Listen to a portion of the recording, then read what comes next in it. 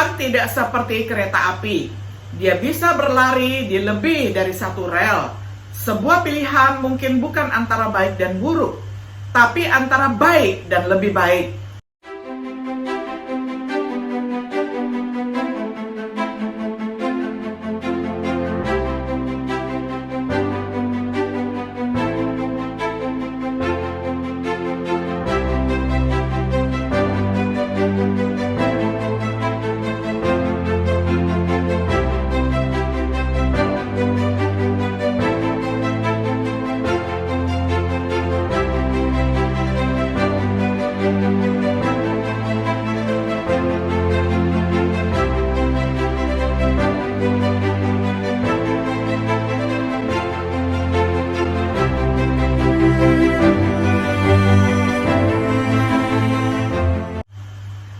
Shalom sahabat Biblika yang dikasihi oleh Tuhan. Sungguh senang kita dapat berjumpa kembali di dalam acara refleksi sahabat Biblika. Pada hari ini kita tiba pada episode yang ke-45 di dalam serial pembahasan Kitab Kisah Para Rasul dengan tema Panggilan Makedonia. Saya akan bacakan firman Tuhan untuk kita semuanya dari Kitab Kisah Para Rasul pasal 16 ayat 6 hingga ayat yang ke-10. Saya akan bacakan untuk kita semuanya di dalam terjemahan sederhana Indonesia. Lalu Paulus dan mereka yang menyertai dia melakukan perjalanan melalui provinsi Frigia dan Galatia. Karena Roh Kudus melarang mereka mengabarkan berita keselamatan di provinsi Asia, waktu mereka tiba di perbatasan provinsi Misia, mereka beberapa kali mencoba untuk pergi ke provinsi Bitinia. Tetapi sekali lagi Roh Kudus tidak mengizinkan mereka ke sana. Oleh karena itu, mereka pergi melintasi provinsi Misia sampai tiba di kota pelabuhan Troas. Malam harinya, Tuhan memberikan penglihatan kepada Paulus. Dia melihat seseorang dari provinsi Makedonia berdiri dan memohon kepadanya, "Datanglah ke Makedonia dan tolonglah kami." Sesudah Paulus mendapat penglihatan itu, kami, termasuk saya, Lukas, langsung bersiap-siap untuk berangkat ke Makedonia. Karena dari penglihatan itu, kami menyimpulkan bahwa Tuhan sudah memanggil kami untuk memberitakan kabar baik kepada orang-orang Makedonia. Sampai sedemikian jauh pembacaan firman Tuhan dari Kisah Para Rasul pasal 16 ayat 6 hingga ayat yang ke-10. Sahabat Biblika yang dikasihi oleh Tuhan, dengan Timotius menemani Paulus dan Silas, mereka melakukan apa yang ditentukan oleh para rasul dan penatua di Yerusalem. Perjalanan misi melalui Frigia dan wilayah Galatia. Mereka tidak sendirian, Roh Kudus menyertai mereka. Bimbingan Roh Kudus dalam hal ini unik. Meskipun sangat banyak bukti dalam perjalanan Paulus, seharusnya tidak dianggap tipikal bagaimana Tuhan mengarahkan umatnya. Jika demikian, bagaimana Tuhan membimbing umatnya hari ini? Bagaimana kita dapat memastikan kehendak Allah bagi kita dalam hidup kita sendiri? Bagaimana Tuhan mengarahkan kita hari ini?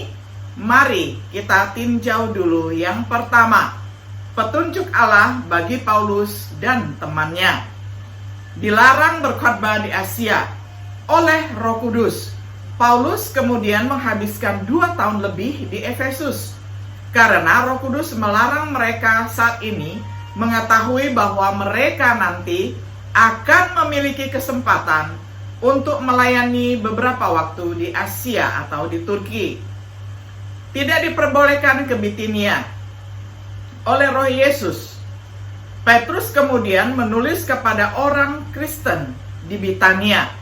Roh Kudus tidak mengizinkan mereka melayani di Bitinia saat itu karena mengetahui bahwa ada orang lain yang akan melayani di wilayah Bitinia ataupun Turki Barat Laut. Kedatangan di Troas. Melewati Misia, Turki Barat Laut, mereka tiba di Troas di pantai Misia.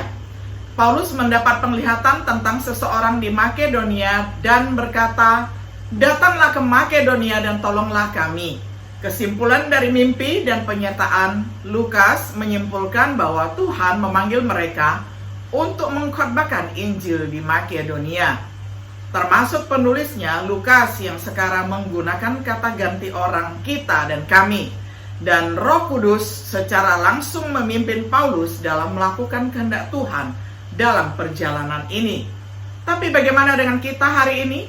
Bagaimana kita bisa yakin bahwa kita hidup dan bertindak selaras dengan kehendak Tuhan bagi kita? Berikut adalah pemikiran untuk diperhatikan. Memahami petunjuk Tuhan hari ini. Ada kehendak Tuhan. Tuhan telah membuat kehendaknya diketahui dalam banyak hal. Ini telah Dia lakukan melalui penglihatan, dengan mengirimkan nabi yang diilhami di masa lalu, dengan mengirimkan putranya sendiri ke dunia ini. Dengan memiliki Roh Kudus membimbing para rasul, kehendak Allah yang diproklamirkan inilah yang harus kita lakukan untuk diselamatkan. Apa yang penting untuk diketahui? Allah telah mengungkapkannya melalui kitab suci. Ada kehendak Tuhan, Allah bertindak dengan pemeliharaan di dalam hidup kita. Untuk itu kita harus berdoa mengenai rencana kita. Permintaan kita dijawab karena mungkin sesuai dengan kehendak Tuhan. Kita mungkin tidak memiliki kepastian tentang apa kehendak Tuhan bagi kita. Tuhan mengizinkan terjadi hal yang belum tentu sesuai dengan kehendaknya. Dia mengizinkan orang berbuat dosa dan bahkan menyakiti orang lain. Dia tidak senang dan suatu hari akan memberikan penghakiman. Dia mampu memenuhi kehendaknya sendiri meskipun pemberontakan seperti itu terjadi pada umatnya. Tuhan mengizinkan orang untuk melakukan hal-hal yang acuh tak acuh kepadanya. Ada beberapa hal ketidakpedulian kepada Tuhan. Demikian juga beberapa keputusan yang kita buat mungkin tidak terlalu penting bagi Tuhan. Jadi tidak semua pilihan menyenangkan Tuhan. Juga tidak selalu dituntut oleh Tuhan. Hal yang ketiga, mencari petunjuk Tuhan hari ini. Fokus pada kehendak Tuhan yang dicatat, yakni firman Tuhan. Yaitu, belajarlah dengan tekun untuk mempelajari apa yang telah diturunkan Tuhan kepada kita, yakni inspirasi yang dituliskan, dan itu adalah Alkitab. Jika kita tidak merangkul dan mempraktekkan kehendak Tuhan yang diwahyukan, apa bedanya mencari kehendak Tuhan yang tidak kita ketahui? Nilai dari fokus pada kehendak Tuhan yang diproklamirkan. Kita tidak akan mengabaikan apa yang penting untuk kita ketahui dan lakukan. Kita bisa menghindari pilihan yang jelas-jelas bertentangan dengan kehendak Tuhan. Mohon saran dari orang lain. Diskusikan alternatif kita dengan orang Kristen yang lebih tua dan dewasa. Konsultasikan kebijaksanaan yang ditemukan dalam Alkitab, terutama Amsal, Pengkhotbah, Kidung Agung. Mintalah kebijaksanaan Allah.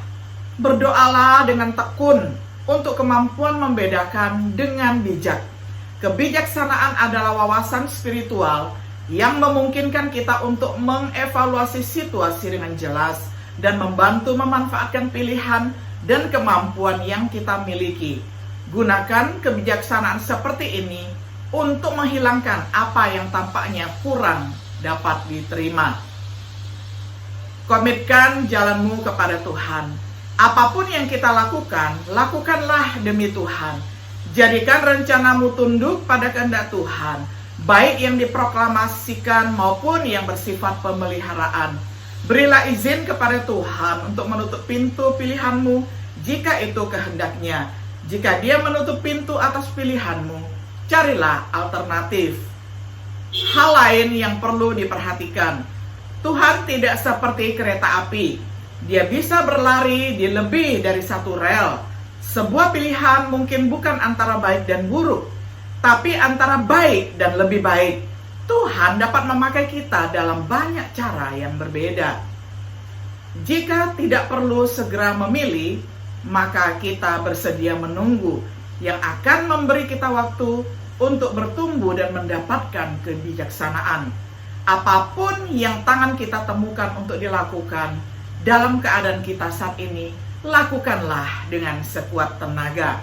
Sebagai kesimpulan, tujuan kita seharusnya adalah supaya kalian semakin yakin tentang semua kehendak Allah bagimu, Kolose 4 ayat 12, terutama yang berkaitan dengan kehendak Tuhan yang dinyatakan. Bahkan Bisa mungkin dalam ketetapan dan kehendak Tuhan yang Maha Kuasa, yang mengajari kita berdoa, jadilah kehendak-Mu di bumi seperti di surga, Matius 6 ayat 10, yang sendiri berdoa, bukan seperti saya kehendaki, tetapi seperti yang Engkau kehendaki, Matius 26 ayat 39-42. Apakah kita sedang mencari untuk menemukan jalan dalam kehendak Tuhan yang berkaitan dengan rencana dalam hidup kita? Sahabat Biblika yang dikasihi oleh Tuhan, marilah melalui panggilan di Makedonia ini kita berefleksi, kita mengevaluasi apakah kita sudah mengikuti rencana dan rancangan Tuhan ketika kita menghususkan diri untuk melayani Tuhan. Karena Tuhan akan menuntun kita dengan jelas bila kita setia berdoa dan juga mengerti kehendaknya melalui firman Tuhan. Kiranya pimpinan yang sama mulia akan menyertai kita dari saat ini sampai selama-lamanya. Tuhan Yesus memberkati kita. Shalom.